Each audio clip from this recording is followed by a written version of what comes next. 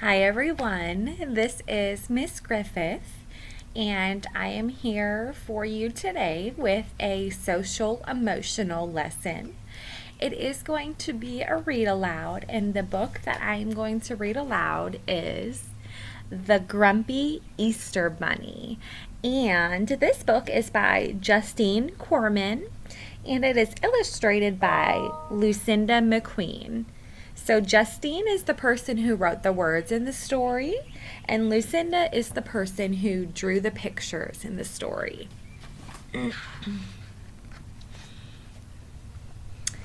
The Grumpy Easter Bunny. The dedication here says, "For Ron, the grumpiest bunny of all." Deep in the forest, on the night before Easter, the bunnies danced under the moon. They were all as happy as, well, Easter bunnies, except for one grumpy bunny named Hopper.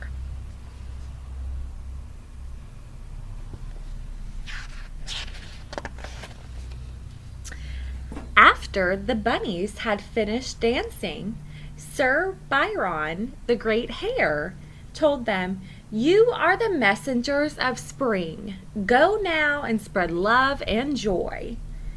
Hopper kicked a stone and grumbled, "Joy and love. Ha! I hate that mushy stuff." As he waited in line for his wheelbarrow full of Easter treats, Hopper grew even grumpier. What was the point of making treats all year and then running your paws off to hide them for someone else to find?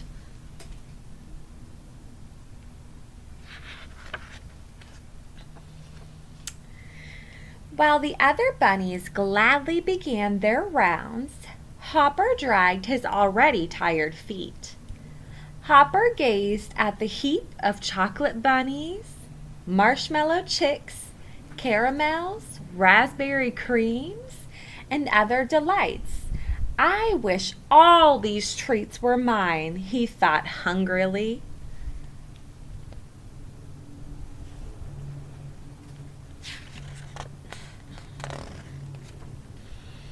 Then his ears flew up with a wicked idea. "They could be mine," he said. "Who will ever know if I keep the goodies or give them away?" Hopper ran to his burrow, pushing the heavy wheelbarrow as fast as he could. Hopper tried to roll the heavy wheelbarrow inside, but it was too wide. He pushed and pushed some more. He was so busy pushing that Hopper didn't notice a strawberry cream filled egg fall off the wheelbarrow. The egg rolled down the shady path towards the stream.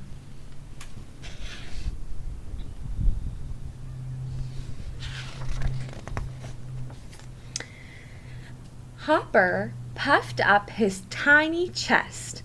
Then he pushed with all his might. The wheelbarrow lurched forward, and the grumpy bunny fell on his face. "That was almost as hard as delivering the treats," Hopper complained. But at last the goodies were inside. Hopper ran his paws through the mountain of candy. He juggled jelly beans and made marshmallow nests for the chocolate eggs.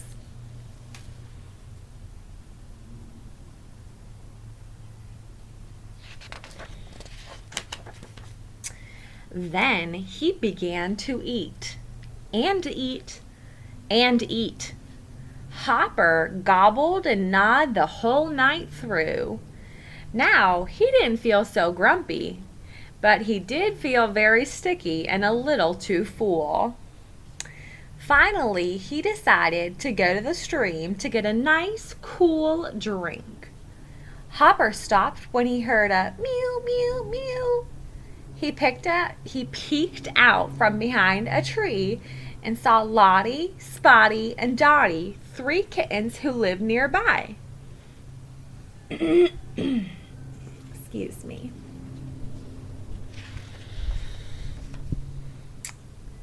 Hopper hid in the reeds and listened. "They must be here somewhere," Spotty mewed. "This is Easter morning, isn't it?" Lottie asked. "Oh dear," Hopper thought. "The kittens are searching for Easter treats, and they aren't going to find any." Hopper felt an uncomfortable stirring deep inside. Should he have eaten the treats? Had he done the wrong thing?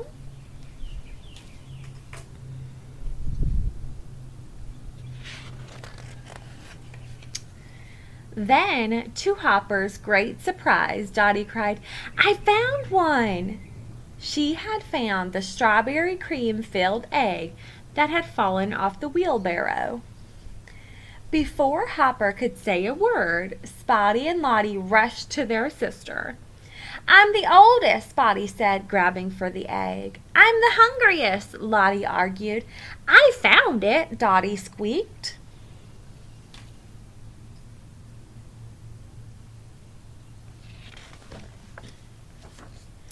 Hopper felt terrible as he watched the kittens rustle and hiss in the dewy grass.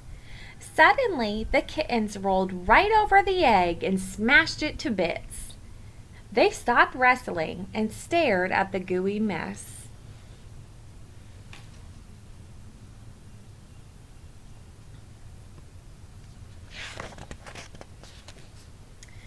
"We should have shared," Spotty mewed sadly. Excuse me.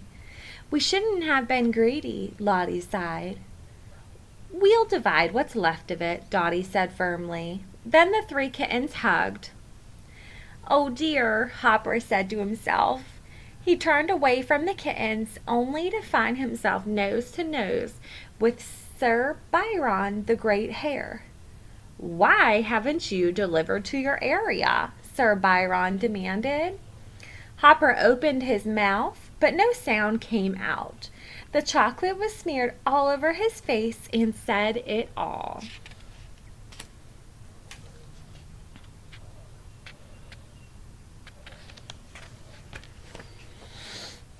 "Come with me," Sir Byron said.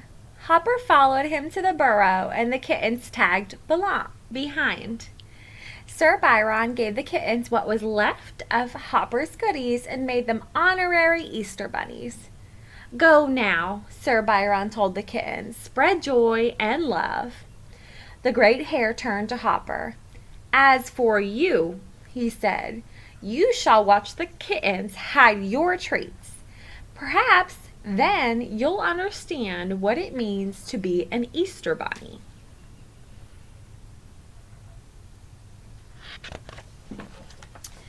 It took a while for the kittens to get the knack of hippity-hopping, but they had no trouble at all spreading joy. Hopper followed as they crossed the forest, hiding a brightly colored egg here, a chocolate bunny there. He watched as young gophers, squirrels, moles, and mice squeaked with delight as they found their treats. Hopper looked up and saw the clouds change from pink to fluffy white. He saw the first crocuses open their petals.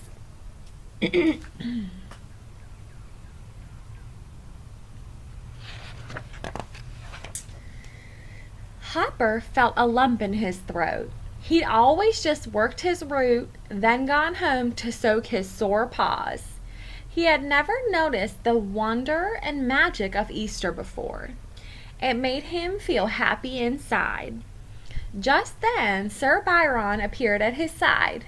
"What do you think about Easter now, Hopper?" "It's wonderful," Hopper said.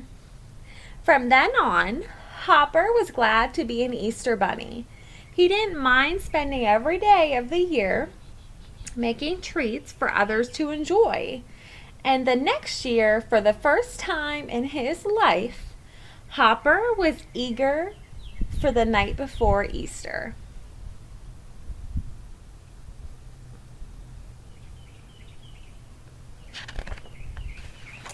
Finally, the magic night arrived. Hopper's feet felt as light as marshmallow chicks as he danced the Easter Bunny dance. He couldn't wait to get his wheelbarrow heaped with treats and hide them all over the woods for happy youngsters to find.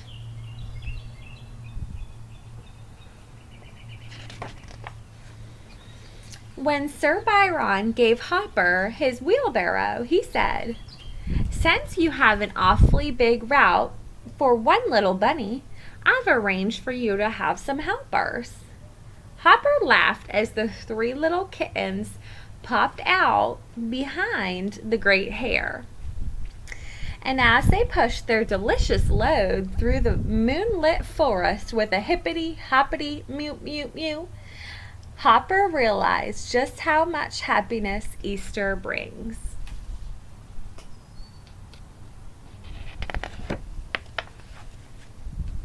Happy Easter.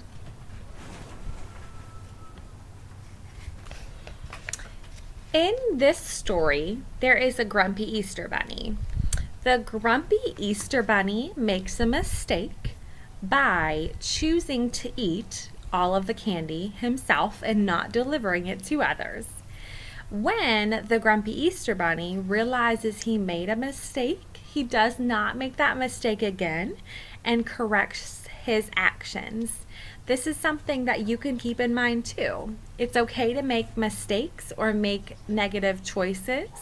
However, it's not okay to make the same mistake or same poor choice repeatedly. Thanks, guys.